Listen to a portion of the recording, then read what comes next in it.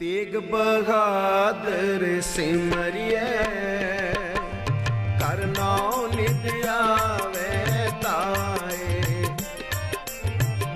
तेग बहादुर सिमरिए कर नाम नित आवे ताए। ਸਤਨਾਮ ਧੰਨ ਵਾਹਿਗੁਰੂ ਜੀ। ਚਤੁਰ ਦਿਸ਼ਾ ਕੀਨੋ ਬਲ ਆਪਣਾ, ਸਿਰ ਉਪਰ ਕਰ ਧਾਰਿਓ। ਕਿਰਪਾ ਕਟਾਖ ਅਵਲੋਕਨ ਕੀਨੋ, ਦਾਸ ਕਾ ਦੁਖ ਵਿਦਾਰਿਓ। ਹਰ ਜਨ ਰਾਖੇ ਗੁਰ ਗੋਬਿੰਦ, ਕੰਠ ਲਾਏ ਅਵਗੁਣ ਸਭ ਮੇਟੇ। ਦਇਆਲ ਪੁਰਖ ਬਖਸ਼ੰਦ,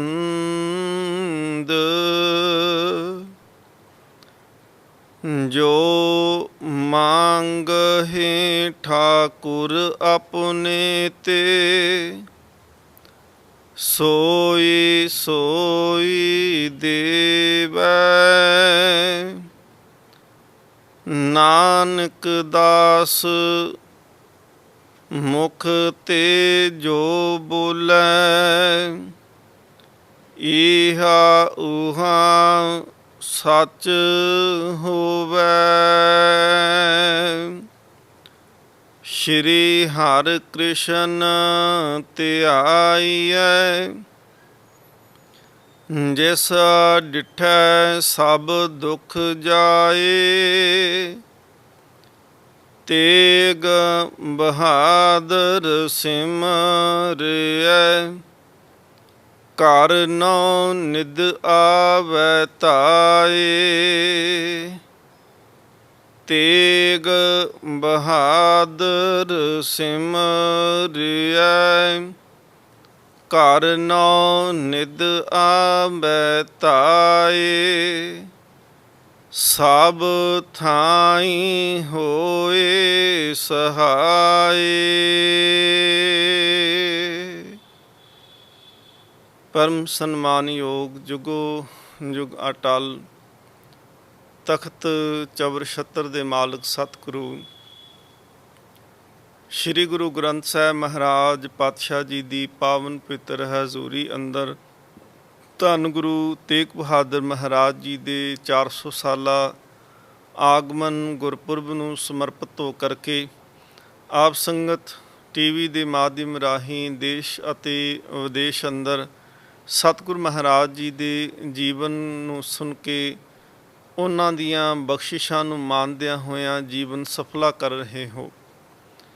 ਸਤਿਗੁਰ ਮਹਾਰਾਜ ਬਖਸ਼ਿਸ਼ ਕਰਨ ਵਿੱਚ ਵਰਤਨ ਗੁਰਮਤਿ ਵਿਚਾਰਾਂ ਦੀ ਆਪਾਂ ਸਾਂਝ ਕਰ ਸਕੀਏ। ਆਪ ਸੰਗਤ ਅਸੀਸ ਬਖਸ਼ੋ, ਮਨ ਬਿਰਤੀਆਂ ਇਕਾਗਰ ਕਰੋ। ਸਤਿਗੁਰ ਮਹਾਰਾਜ ਜੀ ਦੀ ਬਖਸ਼ਿਸ਼ ਫਤਿਹ ਪ੍ਰਵਾਨ ਕਰੋ। ਵਾਹਿਗੁਰੂ ਜੀ ਕਾ ਖਾਲਸਾ, ਵਾਹਿਗੁਰੂ ਜੀ ਕੀ ਫਤਿਹ। ਸਤਿਗੁਰੂ ਸੱਚੇ ਪਾਤਸ਼ਾਹ ਧੰਨ ਗੁਰੂ ਤੇਗ ਬਹਾਦਰ ਮਹਾਰਾਜ ਜੀ ਲਖਨੌਰ ਦੀ ਧਰਤੀ ਤੋਂ ਮਹਾਰਾਜ ਕਰਨਾਲ ਜਾਂਦੇ ਨੇ। ਸਤਿਗੁਰ ਮਹਾਰਾਜ ਪਾਤਸ਼ਾਹ ਜੀ ਜਦੋਂ ਕਰਨਾਲ ਦੇ ਵਿੱਚੋਂ ਗੁਜ਼ਰਦੇ ਪਏ ਨੇ ਤੇ ਸਤਿਗੁਰ ਮਹਾਰਾਜ ਜੀ ਦੇ ਘੋੜੇ ਨੂੰ ਰੋਕ ਕਰਕੇ, ਰਾਹ ਨੂੰ ਰੋਕ ਕਰਕੇ ਕਿਸੇ ਨੇ ਪ੍ਰਸ਼ਨ ਕੀਤਾ ਸੀ, ਸੱਚੇ ਪਾਤਸ਼ਾਹ ਮਹਾਰਾਜ ਮੇਰੇ ਮਨ ਦੇ ਵਿੱਚ ਈਰਖਾ ਜਿਹੜੀ ਹੈ, ਦੁਸ਼ਮਣੀ ਦੀ ਅੱਗ ਜਿਹੜੀ ਹੈ ਉਹ ਮੇਰੇ ਮਨ ਨੂੰ ਬਹੁਤ ਸਾੜਦੀ ਪਈ ਹੈ। ਸੱਚੇ ਪਾਤਸ਼ਾਹ ਮਹਾਰਾਜ ਮੇਰਾ ਮਨ ਕਰਦਾ ਹੈ ਕਿ ਮੈਂ ਬਦਲਾ ਲਵਾਂ। ਸਤਿਗੁਰੂ ਸੱਚੇ ਪਾਤਸ਼ਾਹ ਮਹਾਰਾਜ ਜੀ ਦੇ ਨਾਲ ਗੱਲਾਂ ਕਰਦਿਆਂ ਮਹਾਰਾਜ ਜੀ ਤੋਂ ਇਹ ਪ੍ਰਸ਼ਨ ਪੁੱਛਦਿਆਂ ਇੱਕਦਮ ਉਹ ਜਿਹੜਾ ਸਵਾਲੀ ਸੀ ਉਹ ਗਸ਼ ਖਰ ਕੇ ਜ਼ਮੀਨ ਦੇ ਉੱਤੇ ਡਿੱਗਿਆ ਤੇ ਬੇਹੋਸ਼ ਹੋ ਗਿਆ। ਧੰਨ ਗੁਰੂ ਤੇਗ ਬਹਾਦਰ ਸੱਚੇ ਪਾਤਸ਼ਾਹ ਮਹਾਰਾਜ ਘੋੜੇ ਤੋਂ ਥੱਲੇ ਉਤਰਦੇ ਨੇ ਮਹਾਰਾਜ ਜੀ ਨੇ ਆਪਣੇ ਹੱਥਾਂ ਦੇ ਨਾਲ ਉਹਦੇ ਮੂੰਹ ਦੇ ਵਿੱਚ ਜਲ ਪਾਉਣਾ ਕੀਤਾ। ਉਹਦੀ ਸੁਰਤ ਜਦੋਂ ਵਾਪਸ ਆਈ, ਹੋਸ਼ ਦੇ ਵਿੱਚ ਆਇਆ ਤੇ ਉਹਨੇ ਰੋਣਾ ਸ਼ੁਰੂ ਕਰ ਦਿੱਤਾ। ਸਤਿਗੁਰੂ ਧੰਨ ਗੁਰੂ ਤੇਗ ਬਹਾਦਰ ਮਹਾਰਾਜ ਕਹਿੰਦੇ ਨੇ, ਪੁਰਖਾ ਇਹ ਰੋਣ ਦਾ ਕਾਰਨ ਕੀ ਹੈ? ਕਹਿਣ ਲੱਗਾ, ਸੱਚੇ ਪਾਤਸ਼ਾਹ ਮਹਾਰਾਜ, ਸਾਡੇ ਕੁਛ ਸ਼ਰੀਕੇ ਦੇ ਵਿੱਚ ਝਗੜਾ ਚੱਲਿਆ ਜ਼ਮੀਨ ਨੂੰ ਲੈ ਕਰਕੇ, ਤੇ ਜ਼ਮੀਨ ਦੇ ਇਸ ਝਗੜੇ ਦੇ ਵਿੱਚ ਜਿਹੜੇ ਮੇਰੇ ਵਿਰੋਧੀ ਸਨ, ਮੇਰੇ ਦੁਸ਼ਮਣ ਸੀ, ਉਹਨਾਂ ਨੇ ਮੇਰੇ 6 ਸਾਲ ਦੇ ਪੁੱਤਰ ਨੂੰ ਜਿਹੜਾ ਸੀ ਉਹਨਾਂ ਮਾਰ ਮੁਕਾਇਆ।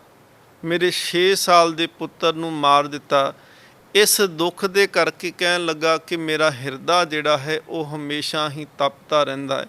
ਸਤਿਗੁਰੂ ਮਹਾਰਾਜ ਕਹਿੰਦੇ, ਫਿਰ ਤੂੰ ਕੀ ਕਰਨਾ ਚਾਹੁੰਦਾ ਹੈ? ਕਹਿਣ ਲੱਗਾ, ਮਹਾਰਾਜ ਖੂਨ ਦਾ ਬਦਲਾ ਖੂਨ ਹੁੰਦਾ ਹੈ। ਜਿੰਨੀ ਦੇਰ ਤੱਕ ਮੈਂ ਉਹਨਾਂ ਦਾ ਖੂਨ ਨਹੀਂ ਡੋਲ ਲੈਂਦਾ, ਮੇਰੇ ਮਨ ਨੂੰ ਸ਼ਾਂਤੀ ਨਹੀਂ ਆ ਸਕਦੀ, ਮੇਰਾ ਹਿਰਦਾ ਠੰਡਾ ਨਹੀਂ ਹੋ ਸਕਦਾ। ਸਤਿਗੁਰੂ ਸੱਚੇ ਪਾਤਸ਼ਾਹ ਮਹਾਰਾਜ ਜੀ ਨੇ ਫਿਰ ਕਿਰਪਾ ਕੀਤੀ। ਕਹਿਣ ਲੱਗੇ ਕਿ ਇਹਦੇ ਵਿੱਚ ਕੋਈ ਸ਼ੱਕ ਨਹੀਂ ਕਿ ਤੇਰੇ ਉੱਤੇ ਇਸ ਵੇਲੇ ਬਹੁਤ ਵੱਡਾ ਤੈਨੂੰ ਦੁੱਖ ਹੈ। ਤੇਰਾ ਪੁੱਤਰ ਚੜ੍ਹਾਈ ਕਰ ਗਿਆ, ਤੇਰਾ ਪੁੱਤਰ ਮਾਰਿਆ ਗਿਆ, ਇਸ ਤੋਂ ਵੱਡਾ ਦੁੱਖ ਹੋਰ ਕੋਈ ਨਹੀਂ ਹੋ ਸਕਦਾ।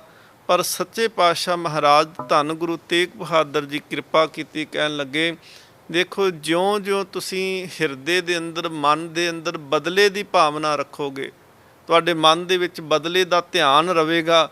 ਸਤਿਗੁਰੂ ਮਹਾਰਾਜ ਕਹਿੰਦੇ ਨੇ, ਇਹਦੇ ਨਾਲ ਤੁਹਾਡਾ ਹਿਰਦਾ ਬਿਲਕੁਲ ਸ਼ਾਂਤ ਨਹੀਂ ਹੋਣਾ। ਮਹਾਰਾਜ ਕਹਿੰਦੇ ਨੇ ਕਿ ਇਸ ਦੇ ਕਰਕੇ ਸਗੋਂ ਤੁਸੀਂ ਹੋਰ ਜ਼ਿਆਦਾ ਦੁਖੀ ਹੋਵੋਗੇ, ਕਿਉਂਕਿ ਤੁਹਾਡਾ ਹਮੇਸ਼ਾ ਜਿਹੜਾ ਧਿਆਨ ਹੈ ਨਾ, ਉਹ ਬਦਲਾ ਲੈਣ ਵਾਲੀ ਬਿਰਤੀ ਦੇ ਵਿੱਚ ਰਹੇਗਾ। ਨਾ ਤੁਹਾਨੂੰ ਜਾਗਦਿਆਂ ਚੈਨ ਆਏਗਾ ਤੇ ਨਾ ਤੁਹਾਨੂੰ ਸੁੱਤਿਆਂ ਚੈਨ ਆਏਗਾ। ਤੁਹਾਡੀਆਂ ਰਾਤਾਂ ਜਿਹੜੀਆਂ ਨੇ ਉਹ ਉਨੀਂਦਰੇ ਦੇ ਵਿੱਚ ਲੰਘਣਗੀਆਂ। ਰਾਤ ਨੂੰ ਨੀਂਦ ਨਹੀਂ ਆਏਗੀ, ਦਿਨ ਦੇ ਵਿੱਚ ਚੈਨ ਤੁਹਾਨੂੰ ਨਹੀਂ ਮਿਲੇਗਾ। ਸਤਿਗੁਰੂ ਮਹਾਰਾਜ ਪਾਤਸ਼ਾਹ ਜੀ ਕਹਿੰਦੇ ਨੇ, ਅਸਲ ਦੇ ਵਿੱਚ ਇਹ ਜਿਹੜਾ ਸੰਸਾਰ ਹੈ ਨਾ, ਜੋ ਉਪਜਿਆ ਹੈ ਉਹਨੇ ਬਿਨਸ ਜ਼ਰੂਰ ਜਾਣਾ ਹੈ। ਜੋ ਉਪਜਿਓ ਸੋ ਬਿਨਸ ਹੈ, ਪਰੋਂ ਆਜ ਕੇ ਕਾਲ। ਸਤਿਗੁਰੂ ਸੱਚੇ ਪਾਤਸ਼ਾਹ ਮਹਾਰਾਜ ਜੀ ਨੇ ਪਾਵਨ ਬਾਣੀ ਦੇ ਅੰਦਰ ਬੇਅੰਤ ਉਦਾਹਰਨਾਂ ਦਿੱਤੀਆਂ। ਮਹਾਰਾਜ ਜੀ ਨੇ ਇਹ ਵੀ ਕਿਰਪਾ ਕੀਤੀ ਕਿ ਰਾਮ ਗਇਓ ਰਾਵਣ ਗਇਓ ਜਾਂ ਕੋ ਬਹੁ ਪਰਿਵਾਰ। ਕਹਿੰਦੇ ਦੇਖੋ, ਰਾਵਣ ਵਰਗੇ ਅੱਜ ਕਿੱਥੇ ਨੇ ਸੰਸਾਰ ਦੇ ਵਿੱਚ? ਚਲੇ ਜ਼ਰੂਰ ਜਾਂਦੇ ਨੇ। ਗੁਰੂ ਗੋਬਿੰਦ ਸਿੰਘ ਮਹਾਰਾਜ ਪਾਤਸ਼ਾਹ ਜੀ ਕਹਿੰਦੇ ਨੇ ਕਿ ਇੱਥੇ ਤਾਂ ਏਕ ਸ਼ਿਵ ਭਏ ਏਕ ਗਏ, ਰਾਮਚੰਦਰ ਕ੍ਰਿਸ਼ਨ ਕੇ ਅਵਤਾਰ ਵੀ ਅਨੇਕ ਹੈ। ਇੱਥੇ ਤੇ ਬ੍ਰਹਮਾ ਉਹ ਵਿਸ਼ਨ ਕੀਤੇ, ਮੋਦਨੀ ਮੁਦਾਰ ਕੀਤੇ, ਅਸ਼ਵਨੀ ਕੁਮਾਰ ਕੀਤੇ, ਅੰਸਾਂ ਅਵਤਾਰ ਕੀਤੇ, ਹੋਏ ਬਿਤਾਏ ਹੈ। ਸੱਚੇ ਪਾਤਸ਼ਾਹ ਮਹਾਰਾਜ ਕਹਿੰਦੇ ਨੇ, ਇਹ ਜਗਤ ਜਿਹੜਾ ਹੈ ਇਹ ਬਿਨਸਨਹਾਰ ਹੈ। ਜਿਹੜਾ ਇੱਥੇ ਪੈਦਾ ਹੁੰਦਾ ਹੈ, ਜਿਹੜਾ ਇਸ ਸੰਸਾਰ ਦੇ ਵਿੱਚ ਦਿਖਦਾ ਪਿਆ ਹੈ, ਸੱਚੇ ਪਾਤਸ਼ਾਹ ਮਹਾਰਾਜ ਕਹਿੰਦੇ ਨੇ ਉਹਨੇ ਇਸ ਸੰਸਾਰ ਦੇ ਵਿੱਚੋਂ ਚਲੇ ਜ਼ਰੂਰ ਜਾਣਾ ਹੈ। ਜਿਹਨੇ ਜੀਵਨ ਦਿੱਤਾ ਹੈ, ਅਸਲ ਦੇ ਵਿੱਚ ਮਹਾਰਾਜ ਕਹਿੰਦੇ ਨੇ ਜੀਵਨ ਲੈਂਦਾ ਵੀ ਉਹੀ ਹੈ। ਜੀਵਨ ਸਾਨੂੰ ਰੱਬ ਨੇ ਦਿੱਤਾ, ਸਾਨੂੰ ਸਰੀਰ ਦਿੱਤਾ, ਸਾਨੂੰ ਸਵਾਸ ਦਿੱਤੇ, ਤੇ ਮਹਾਰਾਜ ਧੰਨ ਗੁਰੂ ਤੇਗ ਬਹਾਦਰ ਕਹਿੰਦੇ ਨੇ, ਜਿਸ ਨੇ ਜੀਵਨ ਦੇ ਦਿੱਤਾ ਉਸੇ ਨੇ ਹੀ ਲੈ ਕੇ ਜਾਣਾ ਹੈ। ਜਿਸ ਕੀ ਵਸਤ ਹੈ ਸੋਈ ਲੈ ਜਾਏਗਾ, ਰੋਸ ਕਿਸੇ ਸਿਓ ਕੀਜੈ। ਰੋਸ ਕਿਹਦੇ ਨਾਲ ਕਰੇਗਾ? ਜਿੰਦੀ ਵਸਤ ਸੀ ਉਹੀ ਲੈ ਕੇ ਚਲੇ ਗਿਆ। ਸਤਿਗੁਰੂ ਸੱਚੇ ਪਾਤਸ਼ਾਹ ਮਹਾਰਾਜ ਕਹਿੰਦੇ ਨੇ, ਦੇਖ ਮਿੱਤਰਾ, ਅਸਲ ਦੇ ਵਿੱਚ ਜਿਹੜਾ ਰੱਬ ਹੈ ਉਹ ਮਾਲਕ ਹੈ ਨਾ, ਉਹੀ ਮੁਨਸਫ ਹੈ, ਉਹੀ ਇਨਸਾਫ ਕਰਨ ਵਾਲਾ ਹੈ। ਉਹਦੇ ਹੱਥ ਦੇ ਵਿੱਚ ਹੀ ਇਨਸਾਫ ਹੈ। ਸਤਿਗੁਰੂ ਸੱਚੇ ਪਾਤਸ਼ਾਹ ਮਹਾਰਾਜ ਕਹਿੰਦੇ, ਜਿੰਨੇ ਜਿਵੇਂ ਦਾ ਇੱਥੇ ਕਰਮ ਕੀਤਾ ਉਵੇਂ ਦਾ ਹੀ ਉਹਨੂੰ ਫਲ ਮਿਲ ਜਾਣਾ। ਸਤਿਗੁਰੂ ਕਹਿੰਦੇ ਨੇ ਕਿ ਨਫ਼ਰਤ ਕਰਨ ਵਾਲਾ ਆਪਣੇ ਹਿਰਦੇ ਨੂੰ ਤੇ ਜ਼ਰੂਰ ਸਾੜ ਲੈਂਦਾ ਹੈ, ਪਰ ਦੂਸਰੇ ਦਾ ਕੁਝ ਨਹੀਂ ਵਿਗਾੜ ਸਕਦਾ। ਨਫ਼ਰਤ ਕਰਦਾ ਹੈ ਨਾ, ਤੇ ਮਨ ਦੇ ਵਿੱਚ ਇਹ ਨਫ਼ਰਤ ਚੱਲਦੀ ਰਹਿੰਦੀ ਹੈ, ਤੇ ਇਸ ਨਫ਼ਰਤ ਦੇ ਕਰਕੇ, ਮਨ ਦੇ ਵਿੱਚ ਨਫ਼ਰਤ ਦੇ ਕਰਕੇ ਉਹ ਆਪਣੇ ਹਿਰਦੇ ਨੂੰ ਤੇ ਸਗੋਂ ਸਾੜਦਾ ਹੀ ਹੈ। ਸੱਚੇ ਪਾਤਸ਼ਾਹ ਮਹਾਰਾਜ ਕਹਿੰਦੇ ਨੇ, ਹਿਰਦੇ ਆਪਣੇ ਨੂੰ ਸਾੜਨ ਵਾਲਾ ਜਿੰਦੇ ਨਾਲ ਨਫ਼ਰਤ ਕਰਦਾ ਹੈ ਉਹਦਾ ਕੁਝ ਨਹੀਂ ਵਿਗਾੜਦਾ। ਸੱਚੇ ਪਾਤਸ਼ਾਹ ਮਹਾਰਾਜ ਕਹਿੰਦੇ ਨੇ, ਹਿਰਦਾ ਸੜਦਾ ਹੈ, ਤੇ ਸਾੜਾ ਜਿਹੜਾ ਹੈ ਉਹਦੀ ਨਿਸ਼ਾਨੀ ਹੈ ਕਿ ਉਹ ਸ਼ੈਤਾਨੀ ਕਰਮ ਹੈ। ਸਾੜਾ ਸ਼ੈਤਾਨੀ ਕਰਮ ਹੈ, ਤੇ ਖਿਮਾ ਦੇ ਵਿੱਚ ਸੱਚੇ ਪਾਤਸ਼ਾਹ ਮਹਾਰਾਜ ਕਹਿੰਦੇ ਨੇ ਖੁਦਾਈ ਵਰਤਦੀ ਹੈ। ਸੱਚੇ ਪਾਤਸ਼ਾਹ ਮਹਾਰਾਜ ਕਹਿੰਦੇ ਨੇ, ਕਾਮ ਕ੍ਰੋਧ ਕਾਇਆ ਕੋ ਗਾਲੇ। ਮਹਾਰਾਜ ਕਹਿੰਦੇ ਨੇ, ਹੰਕਾਰ ਕ੍ਰੋਧ ਜਿਹੜਾ ਹੈ ਇਹ ਸਰੀਰ ਨੂੰ ਅੰਦਰੋਂ ਅੰਦਰੀ ਸਾੜ ਦਿੰਦਾ ਹੈ। ਸਤਿਗੁਰੂ ਸੱਚੇ ਪਾਤਸ਼ਾਹ ਮਹਾਰਾਜ ਜੀ ਦੇ ਉਪਦੇਸ਼ ਦਾ ਉਸ ਦੇ ਮਨ ਦੇ ਉੱਪਰ ਜਗਿਆਸੂ ਦੇ ਜਿਹੜਾ ਸਵਾਲ ਕਰਦਾ ਸੀ ਸਤਿਗੁਰ ਸੱਚੇ ਪਾਤਸ਼ਾਹ ਜੀ ਨੂੰ, ਉਹਦੇ ਮਨ ਦੇ ਉੱਤੇ ਬਹੁਤ ਜ਼ਿਆਦਾ ਅਸਰ ਉਸ ਗੱਲ ਦਾ ਹੋਇਆ। ਉਹਨੇ ਮਨ ਦੇ ਵਿੱਚੋਂ ਈਰਖਾ ਖਤਮ ਕਰ ਲਈ। ਦੂਸਰੇ ਪਾਸੇ ਜਿਹੜੇ ਉਸ ਦੇ ਦੁਸ਼ਮਣ ਸਨ, ਜਿਨ੍ਹਾਂ ਨੇ ਉਹਦੇ 6 ਸਾਲ ਦੇ ਬੱਚੇ ਨੂੰ ਕਤਲ ਕੀਤਾ ਸੀ, ਉਸ ਦੁਸ਼ਮਣ ਨੂੰ ਰਾਤ ਨੂੰ ਸੁਪਨਾ ਆਉਂਦਾ ਹੈ। ਸੁਪਨੇ ਦੇ ਵਿੱਚ ਕੀ ਉਹ ਦੇਖਦਾ ਹੈ ਕਿ ਉਹਦਾ ਬੱਚਾ ਉਹਦੀ ਗੋਦ ਵਿੱਚ ਬੈਠਾ ਹੈ। ਉਸ ਦੇ ਗੋਦ ਵਿੱਚ ਬੈਠੇ ਹੋਏ ਬੱਚੇ ਨੂੰ ਕੋਈ ਬਾਂਹ ਫੜ ਕੇ ਤੇ ਉਹਦੀ ਗੋਦ ਵਿੱਚੋਂ ਖਿੱਚ ਲੈਂਦਾ ਹੈ। ਉਹ ਬੜਾ ਰੋਕਣ ਦਾ ਯਤਨ ਕਰਦਾ ਹੈ। ਸੁਪਨੇ ਦੇ ਵਿੱਚ ਇਹ ਸਾਰਾ ਕੁਝ ਦੇਖਿਆ ਕਿ ਉਹ ਵੇਖਦਾ ਪਿਆ ਹੈ ਕਿ ਮੇਰੇ ਵੇਖਦਿਆਂ ਵੇਖਦਿਆਂ ਮੇਰੀ ਗੋਦ ਵਿੱਚੋਂ ਕੋਈ ਬੱਚਾ ਮੇਰਾ ਖੋਹ ਕੇ ਲੈ ਕੇ ਜਾ ਰਿਹਾ ਹੈ। ਉਹਨੇ ਰੋਕਣ ਦਾ ਯਤਨ ਕੀਤਾ, ਰੋਕਿਆ ਨਾ ਗਿਆ ਤੇ ਇੰਨੇ ਚਿਰ ਨੂੰ ਜਾਗ ਖੁੱਲਦੀ ਹੈ ਤੇ ਮੰਜੇ ਤੋਂ ਥੱਲੇ ਡਿੱਗਦਾ ਹੈ। ਥੱਲੇ ਡਿੱਗਿਆ, ਥੱਲੇ ਹੀ ਬੈਠ ਗਿਆ। ਮਨ ਦੇ ਵਿੱਚ ਪਛਤਾਵਾ ਆਇਆ ਕਿ ਮੈਂ ਕਿਸੇ ਦਾ ਪੁੱਤਰ ਮਾਰਿਆ, ਹੋ ਸਕਦਾ ਹੈ ਕਿ ਕੱਲ੍ਹ ਨੂੰ ਮੇਰਾ ਵੀ ਪੁੱਤਰ ਮਰ ਜਾਏ, ਜਾਂ ਦੁਸ਼ਮਣੀ ਦਾ ਬਦਲਾ ਲੈਂਦਿਆਂ ਉਹ ਆਪਣੇ ਬੱਚੇ ਦਾ ਬਦਲਾ ਲੈਂਦਿਆਂ ਮੇਰੇ ਪੁੱਤਰ ਨੂੰ ਮਾਰ ਦੇਵੇ। ਉਹਦੇ ਮਨ ਦੇ ਵਿੱਚ ਪਛਤਾਤਾਪ ਆਇਆ। ਜਿਹੜਾ ਉਹ ਦੁਸ਼ਮਣ ਸੀ ਉਹ ਗਿਆ, ਉਹਨੇ ਜਾ ਕਰਕੇ ਜਿਹਦੇ ਬੱਚੇ ਨੂੰ ਮਾਰਿਆ ਸੀ ਜਾ ਕੇ ਉਸ ਸਿੱਖ ਦੇ ਚਰਨਾਂ 'ਚ ਨਮਸਕਾਰ ਕੀਤੀ, ਸੀਸ ਰੱਖ ਦਿੱਤਾ। ਕਹਿਣ ਲੱਗਾ ਕਿ ਮੈਂ ਬਹੁਤ ਵੱਡੀ ਗਲਤੀ ਕੀਤੀ ਹੈ, ਮੈਂ ਤੇਰੇ ਛੋਟੇ ਜਿਹੇ ਬਾਲਕ ਦਾ ਕਤਲ ਕੀਤਾ। ਇਸ ਤੋਂ ਵੱਡੀ ਹੋਰ ਸੰਸਾਰ ਦੇ ਵਿੱਚ ਸਜ਼ਾ ਕਿਹੜੀ ਹੋ ਸਕਦੀ? ਉਹ ਸਜ਼ਾ ਜਿਹੜੀ ਸਭ ਤੋਂ ਵੱਡੀ ਸਜ਼ਾ ਤੁਸੀਂ ਸਮਝਦੇ ਹੋ ਉਹ ਮੈਨੂੰ ਦੇ ਦਿਓ। ਪਰ ਇੱਕ ਗੱਲ ਹੈ ਕਿ ਮਨ ਦੇ ਵਿੱਚ ਮੇਰੇ ਵਾਸਤੇ ਕੋਈ ਵੈਰ ਭਾਵਨਾ ਨਾ ਰੱਖਿਓ। ਮੈਂ ਤੁਹਾਡੇ ਚਰਨਾਂ ਦੇ ਵਿੱਚ ਇਸ ਕਰਕੇ ਆਇਆ ਕਿਉਂਕਿ ਜਿਹੜਾ ਨੀਵਾਂ ਹੋ ਕਰਕੇ ਦੁਸ਼ਮਣ ਦੇ ਕੋਲ ਵੀ ਜਾ ਕੇ ਡਿੱਗ ਪਵੇ ਉਹਦੇ ਚਰਨਾਂ ਵਿੱਚ, ਉਹਨੂੰ ਵੀ ਕੋਈ ਖਿਮਾ ਲੋਕ ਕਰ ਦਿੰਦੇ ਆ। ਤੁਸੀਂ ਮੇਰੇ 'ਤੇ ਕਿਰਪਾ ਕਰੋ, ਮੈਨੂੰ ਖਿਮਾ ਕਰ ਦਿਓ। ਮੈਂ ਬਹੁਤ ਵੱਡਾ ਗੁਨਾਹ ਕਰ ਬੈਠਾ ਤੁਹਾਡੇ ਪੁੱਤਰ ਨੂੰ ਮਾਰ ਕੇ। ਉਸ ਸਿੱਖ ਦੇ ਉੱਪਰ ਸਤਿਗੁਰ ਮਹਾਰਾਜ ਜੀ ਦੀ ਬਖਸ਼ਿਸ਼ ਹੋ ਚੁੱਕੀ ਸੀ। ਹਿਰਦਾ ਉਹਦਾ ਤਪਦਾ ਹੋਇਆ ਠੰਡਾ ਹੋ ਚੁੱਕਿਆ ਸੀ।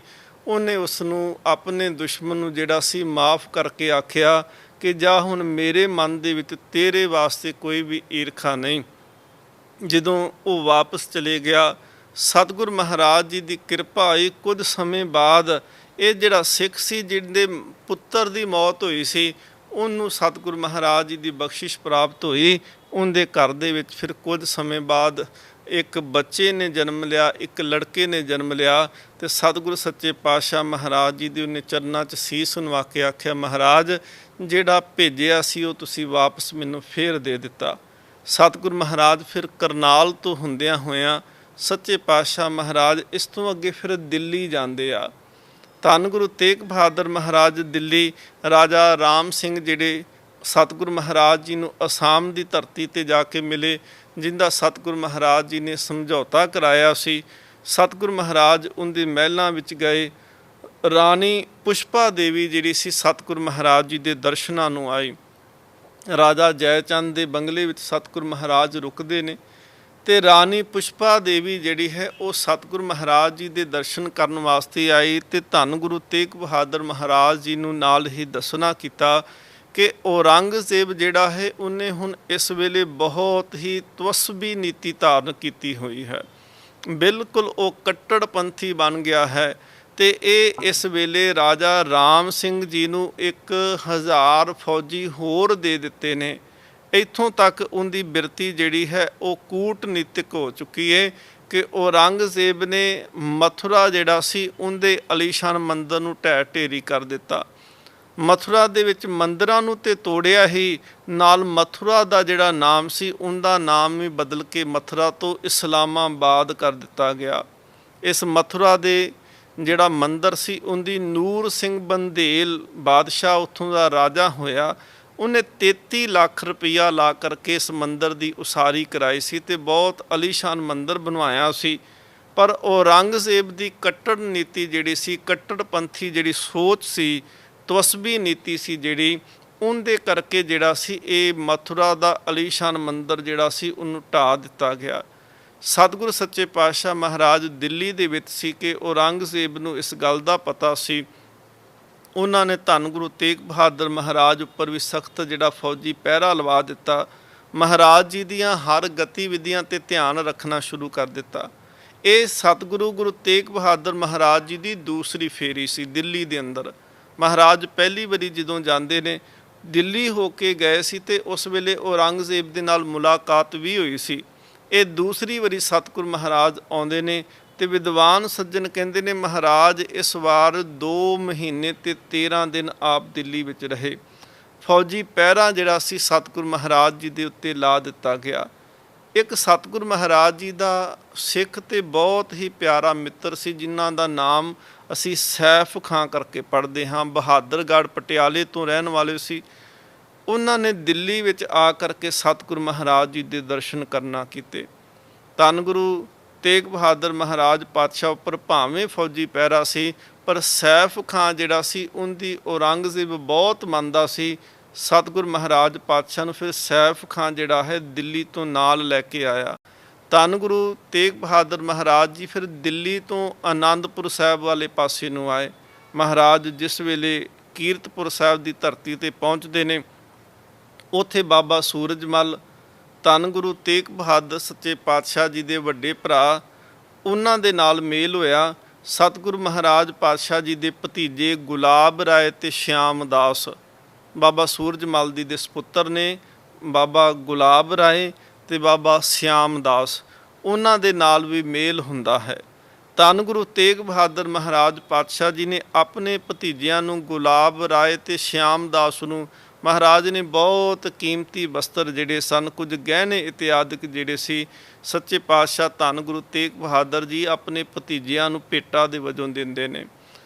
ਸਤਿਗੁਰੂ ਸੱਚੇ ਪਾਤਸ਼ਾਹ ਮਹਾਰਾਜ ਧੰਨ ਗੁਰੂ ਤੇਗ ਬਹਾਦਰ ਫਿਰ ਉਹ ਅਸਥਾਨ ਜਿੱਥੇ ਅੱਜ ਅਸੀਂ ਦਰਸ਼ਨ ਕਰਦੇ ਹਾਂ ਗੁਰਦੁਆਰਾ ਪਤਾਲਪੁਰੀ ਸਾਹਿਬ ਜੀ ਦੇ ਰੂਪ ਦੇ ਵਿੱਚ ਕਿ ਧੰਨ ਗੁਰੂ ਤੇਗ ਬਹਾਦਰ ਮਹਾਰਾਜ ਜੀ ਦੇ ਪਿਤਾ ਜੀ ਸ੍ਰੀ ਗੁਰੂ ਹਰਗੋਬਿੰਦ ਸਾਹਿਬ ਮਹਾਰਾਜ ਪਾਤਸ਼ਾਹ ਜੀ ਤੇ 7ਵੇਂ ਪਾਤਸ਼ਾਹ ਧੰਨ ਗੁਰੂ ਹਰਿਰਾਏ ਸਾਹਿਬ ਮਹਾਰਾਜ ਜੀ ਦਾ ਜੋਤੀ ਜੋਤ ਅਸਥਾਨ ਹੈ। ਉਸੇ ਹੀ ਅਸਥਾਨ ਦੇ ਉੱਪਰ ਧੰਨ ਗੁਰੂ ਹਰਿਰਾਏ ਤੇ ਗੁਰੂ ਹਰਕ੍ਰਿਸ਼ਨ ਮਹਾਰਾਜ ਜੀ ਉਹਨਾਂ ਦਾ ਪ੍ਰਕਾਸ਼ ਅਸਥਾਨ ਵੀ ਹੈ। ਸੋ ਸੱਚੇ ਪਾਤਸ਼ਾਹ ਮਹਾਰਾਜ 9ਵੇਂ ਜੋਤ ਧੰਨ ਗੁਰੂ ਤੇਗ ਬਹਾਦਰ ਮਹਾਰਾਜ ਜੀ ਨੇ ਉਹਨਾਂ ਅਸਥਾਨਾਂ ਦੇ ਦਰਸ਼ਨ ਕੀਤੇ ਜਿਨ੍ਹਾਂ ਅਸਥਾਨਾਂ ਦੇ ਉੱਤੇ ਧੰਨ ਗੁਰੂ ਹਰਗੋਬਿੰਦ ਸੱਚੇ ਪਾਤਸ਼ਾਹ ਮਹਾਰਾਜ, ਧੰਨ ਗੁਰੂ ਹਰਿਰਾਏ ਸੱਚੇ ਪਾਤਸ਼ਾਹ ਮਹਾਰਾਜ, ਧੰਨ ਸ਼੍ਰੀ ਗੁਰੂ ਹਰਕ੍ਰਿਸ਼ਨ ਮਹਾਰਾਜ ਜੀ ਦੀ ਚਰਨ ਛੋਹ ਪ੍ਰਾਪਤ ਸੀ। ਉਸ ਅਸਥਾਨਾਂ ਦੇ ਦਰਸ਼ਨ ਕਰਨ ਤੋਂ ਬਾਅਦ ਵਿੱਚ ਧੰਨ ਗੁਰੂ ਤੇਗ ਬਹਾਦਰ ਸੱਚੇ ਪਾਤਸ਼ਾਹ ਮਹਾਰਾਜ ਆਨੰਦਪੁਰ ਸਾਹਿਬ ਦੀ ਧਰਤੀ ਦੇ ਉੱਤੇ ਜਾਂਦੇ ਆ। ਆਨੰਦਪੁਰ ਜਿਸ ਵੇਲੇ ਸਤਿਗੁਰੂ ਮਹਾਰਾਜ ਜੀ ਪਹੁੰਚੇ ਸੰਗਤ ਨੂੰ ਪਤਾ ਲੱਗਿਆ ਕਿ ਸੱਚੇ ਪਾਤਸ਼ਾਹ ਧੰਨ ਗੁਰੂ ਤੇਗ ਬਹਾਦਰ ਮਹਾਰਾਜ, ਕਿਉਂਕਿ ਇਹ ਜਿਹੜਾ ਹੈ ਸਤੰਬਰ ਅਕਤੂਬਰ ਦਾ ਮਹੀਨਾ ਹੈ ਤੇ ਅਕਤੂਬਰ 1670 ਤਕਰੀਬਨ 17 ਜੂਨ 1665 ਨੂੰ ਸਤਿਗੁਰੂ ਸੱਚੇ ਪਾਤਸ਼ਾਹ ਮਹਾਰਾਜ ਚੱਕ ਨਾਨਕੀ ਆਨੰਦਪੁਰ ਸਾਹਿਬ ਨੂੰ ਵਸਾਉਣਾ ਕਰਦੇ ਆ ਤੇ 5 ਸਾਲ ਤੋਂ ਉੱਤੇ ਦਾ ਸਮਾਂ ਹੋ ਚੁੱਕਿਆ ਜਦੋਂ ਸਤਿਗੁਰੂ ਮਹਾਰਾਜ ਇਸ ਧਰਤੀ ਤੋਂ ਗਏ ਨੇ, ਜਾ ਚੁੱਕੇ ਨੇ ਤੇ ਸਤਿਗੁਰੂ ਮਹਾਰਾਜ ਪੂਰਬ ਦੌਰੇ ਤੋਂ ਹੋ ਕਰਕੇ 5 ਸਾਲਾਂ ਬਾਅਦ ਸਤਿਗੁਰੂ ਮਹਾਰਾਜ ਜੀ ਆਉਂਦੇ ਨੇ। ਸੰਗਤ ਨੂੰ ਪਤਾ ਲੱਗਿਆ, ਸੰਗਤ ਨੇ ਸਤਿਗੁਰੂ ਧੰਨ ਗੁਰੂ ਤੇਗ ਬਹਾਦਰ ਮਹਾਰਾਜ ਜੀ ਦੇ ਆਉਣ ਦੇ ਉੱਪਰ ਵਿਸ਼ੇਸ਼ ਤੌਰ ਤੇ ਆਨੰਦਪੁਰ ਸਾਹਿਬ ਚੱਕ ਨਾਨਕੀ ਦੇ ਅੰਦਰ ਬਹੁਤ ਸਾਰੀ ਦੀਪਮਾਲਾ ਕਰਦੇ ਨੇ। ਸਤਿਗੁਰੂ ਸੱਚੇ ਪਾਤਸ਼ਾਹ ਮਹਾਰਾਜ ਜੀ ਦੇ ਆਉਣ ਦੀ ਖੁਸ਼ੀ ਵਿੱਚ ਥਾਂ ਥਾਂ ਦੇ ਉੱਤੇ ਜਿਹੜੇ ਸੀ ਵਿਸ਼ੇਸ਼ ਤੌਰ ਤੇ ਜਿਹੜੇ ਸੀ ਉਹ ਲੰਗਰ ਲਗਾਏ ਗਏ। ਸਤਿਗੁਰੂ ਮਹਾਰਾਜ ਇਤਿਹਾਸ ਇਵੇਂ ਜਾਪਦਾ ਹੈ ਕਿ ਜਿਸ ਵੇਲੇ ਮਹਾਰਾਜ ਪਟਨੇ ਦੀ ਧਰਤੀ ਤੋਂ ਚੱਲੇ ਨੇ ਤੇ ਮਹਾਰਾਜ ਨੇ ਸੰਗਤ ਦੇ ਨਾਮ ਹੁਕਮਨਾਮੇ ਵੀ ਜਿਹੜੇ ਸਨ ਉਹ ਭੇਜ ਦਿੱਤੇ ਹੋਣਗੇ, ਕਿਉਂਕਿ ਜਿਸ ਵੇਲੇ ਧੰਨ ਗੁਰੂ ਤੇਗ ਬਹਾਦਰ ਮਹਾਰਾਜ ਜੀ ਆਨੰਦਪੁਰ ਸਾਹਿਬ ਚੱਕ ਨਾਨਕੀ ਪਹੁੰਚਦੇ ਆ ਉਸ ਵੇਲੇ ਸੱਚੇ ਪਾਤਸ਼ਾਹ ਮਹਾਰਾਜ ਜੀ ਦੇ ਦਰਸ਼ਨ ਕਰਨ ਵਾਸਤੇ ਅੰਮ੍ਰਿਤਸਰ ਦੀ ਧਰਤੀ ਤੋਂ ਸੰਗਤ ਜਾਂਦੀ ਹੈ। ਬਾਬਾ ਬੁੱਢਾ ਸਾਹਿਬ ਜੀ ਦੀ ਕੁੱਲ ਦੇ ਵਿੱਚੋਂ ਬਾਬਾ ਗੁਰਦਿੱਤਾ ਜੀ ਬਿਰਧ ਕੇ ਬੰਸ ਵਿਖੇ ਗੁਰਦਿੱਤਾ ਆਨ ਬਾਦ ਸਤਿਗੁਰ ਦਿੱਤਾ। ਬਾਬਾ ਬੁੱਢਾ ਸਾਹਿਬ ਜੀ ਦੀ ਅੰਸ਼ ਦੇ ਵਿੱਚੋਂ ਬਾਬਾ ਗੁਰਦਿੱਤਾ ਸਾਹਿਬ ਜੀ ਸਤਿਗੁਰ ਮਹਾਰਾਜ ਜੀ ਦੇ ਦਰਸ਼ਨ ਕਰਨ ਵਾਸਤੇ ਗਏ ਤੇ ਧੰਨ ਗੁਰੂ ਤੇਗ ਬਹਾਦਰ ਮਹਾਰਾਜ ਵਾਸਤੇ ਇੱਕ ਬਹੁਤ ਸੁੰਦਰ ਬਾਜ ਜਿਹੜਾ ਸੀ ਉਹ ਨਾਲ ਲੈ ਕਰਕੇ ਗਏ। ਲਾਹੌਰ ਤੋਂ ਸਤਿਗੁਰੂ ਮਹਾਰਾਜ ਜੀ ਦੇ ਦਰਸ਼ਨ ਕਰਨ ਵਾਸਤੇ ਸਿੱਖ ਸੰਗਤ ਆਉਂਦੀ ਹੈ ਤੇ ਧੰਨ ਗੁਰੂ ਤੇਗ ਬਹਾਦਰ ਮਹਾਰਾਜ ਵਾਸਤੇ ਸੰਗਤ ਜਿਹੜੀ ਹੈ ਉਹ ਤੀਰ ਕਮਾਨ ਤੇ ਇੱਕ ਤੀਰਾਂ ਦਾ ਬਹੁਤ ਸੋਹਣਾ ਪੱਥਾ ਜਿਹੜਾ ਸੀ ਸਤਿਗੁਰੂ ਮਹਾਰਾਜ ਜੀ ਨੂੰ ਭੇਟ ਕਰਨਾ ਕੀਤਾ। ਕਾਬਲ ਤੋਂ ਸੰਗਤ ਆਈ ਸਤਿਗੁਰ ਮਹਾਰਾਜ ਜੀ ਦੇ ਦਰਸ਼ਨ ਕਰਨ ਵਾਸਤੇ। ਧੰਨ ਗੁਰੂ ਤੇਗ ਬਹਾਦਰ ਸੱਚੇ ਪਾਤਸ਼ਾਹ ਜੀ ਦੇ ਦਰਸ਼ਨ ਕਰਨ ਵਾਸਤੇ ਮਾਲਵੇ ਤੋਂ ਸੰਗਤ ਆਉਂਦੀ ਹੈ, ਕਿਉਂਕਿ ਗੁਰੂ ਤੇਗ ਬਹਾਦਰ ਮਹਾਰਾਜ ਜੀ ਮਾਲਵੇ ਦੀ ਧਰਤੀ ਤੇ ਬਹੁਤ ਵਿਚਰੇ ਹਨ। ਬਹੁਤ ਸਾਰੇ ਸਤਿਗੁਰ ਮਹਾਰਾਜ ਜੀ ਦੇ ਅਸਥਾਨ ਨੇ ਜਿਹੜੇ ਮਾਲਵੇ ਦੀ ਧਰਤੀ ਦੇ ਉੱਤੇ ਸੁਭਾਏਮਾਨ ਹਨ। ਸੱਚੇ ਪਾਤਸ਼ਾਹ ਮਹਾਰਾਜ ਜੀ ਦੇ ਜਿਸ ਵੇਲੇ ਮਾਲਵੇ ਦੀ ਸੰਗਤ ਨੇ ਆ ਕਰਕੇ ਦਰਸ਼ਨ ਕਰਨਾ ਕੀਤੇ, ਉਸ ਵੇਲੇ ਸੱਚੇ ਪਾਤਸ਼ਾਹ ਮਹਾਰਾਜ ਜੀ ਨੂੰ ਨਾਲੇ ਤਾਂ ਸੰਗਤ ਨੇ ਬੇਨਤੀ ਵੀ ਕਰਨਾ ਕੀਤੀ ਕਿ ਮਹਾਰਾਜ ਆਪ ਕਿਰਪਾ ਕਰੋ, ਚਰਨ ਜਿਹੜਾ ਹੈ ਉਹ ਮਾਲਵੇ ਦੀ ਧਰਤੀ ਤੇ ਫਿਰ ਪਾਉਣਾ ਕਰੋ।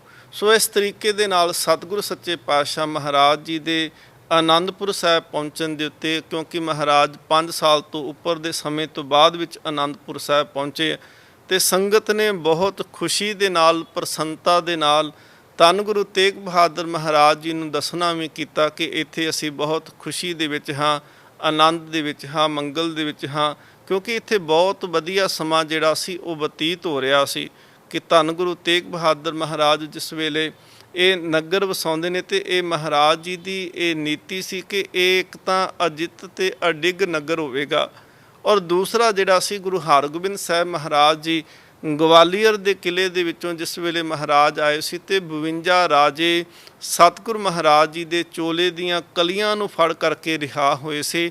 ਉਹਨਾਂ ਵਿੱਚੋਂ ਬਹੁਤੇ ਰਾਜੇ ਜਿਹੜੇ ਸਨ ਇਸ ਇਲਾਕੇ ਦੇ ਰਹਿਣ ਵਾਲੇ ਸੀ, ਜਿਨ੍ਹਾਂ ਨੇ ਸਤਿਗੁਰ ਮਹਾਰਾਜ ਜੀ ਦੇ ਉੱਪਰ ਅਥਾਹ ਸ਼ਰਧਾ ਰੱਖੀ, ਤੇ ਧੰਨ ਗੁਰੂ ਤੇਗ ਬਹਾਦਰ ਮਹਾਰਾਜ ਪਾਤਸ਼ਾਹ ਜੀ ਨੇ ਇਸ ਕਰਕੇ ਹੀ ਇਸ ਪਾਸੇ ਨਗਰ ਵਸਾਉਣਾ ਕੀਤਾ।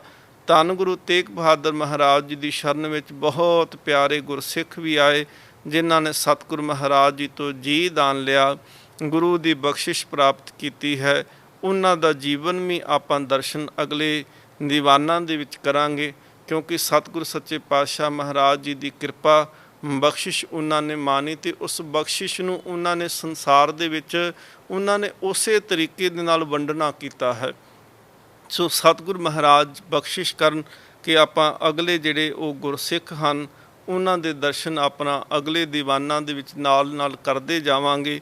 ਅਖੀਰ ਦੇ ਉੱਤੇ ਆਪਾਂ ਅਰਦਾਸ ਨਿਤਾ ਪ੍ਰਤੀ ਜੋ ਕਰਦੇ ਹਾਂ ਕਿ ਸੱਚੇ ਪਾਤਸ਼ਾਹ ਹੇ ਅਕਾਲ ਪੁਰਖ ਆਪ ਕਿਰਪਾ ਕਰੋ ਕਿ ਇਸ ਜਗਤ ਦੇ ਉੱਤੇ ਆਪ ਜੀ ਠੰਡ ਵਰਤਾਉਣਾ ਕਰੋ, ਇਹ ਜਗਤ ਫਿਰ ਚੰਗੀ ਤਰ੍ਹਾਂ ਸਾਹ ਲੈ ਸਕੇ, ਚੰਗੀ ਤਰ੍ਹਾਂ ਇਹ ਮਨੁੱਖਤਾ ਫਿਰ ਜੀਵਨ ਜੀ ਸਕੇ। ਅਰਦਾਸ ਸਤਿਗੁਰ ਮਹਾਰਾਜ ਜੀ ਦੇ ਚਰਨਾਂ ਵਿੱਚ ਕਰੋ ਕਿ ਜਗਤ ਜਲੰਦਾ ਰੱਖ ਲੈ, ਆਪਣੀ ਕਿਰਪਾ ਧਾਰ, ਜਿਤ ਦੁਆਰੇ ਉਬਰੇ, ਤਿੱਤੇ ਲਿਹੋ ਉਭਾਰ। ਬੋਲਦਿਆਂ ਹੋਈਆਂ ਭੁੱਲਾਂ ਦੀ ਖਿਮਾ ਗੁਰੂ ਪਾਤਸ਼ਾਹ ਬਖਸ਼ਿਸ਼ ਕਰਨ। ਆਓ ਫਤਿਹ ਦੀ ਸਾਂਝ ਦੇ ਨਾਲ ਅਸੀਸ ਬਖਸ਼ੋ। ਵਾਹਿਗੁਰੂ ਜੀ ਕਾ ਖਾਲਸਾ, ਵਾਹਿਗੁਰੂ ਜੀ ਕੀ ਫਤਿਹ। ਤੇਗ ਬਹਾਦਰ ਸਿਮਰਿਐ, ਕਰਨਾਉ ਨਿਤ ਆਵੈ ਤਾਏ। ਤੇਗ ਬਹਾਦਰ ਸਿਮਰਿਐ, ਕਰਨਾਉ ਨਿਤ ਆਵੈ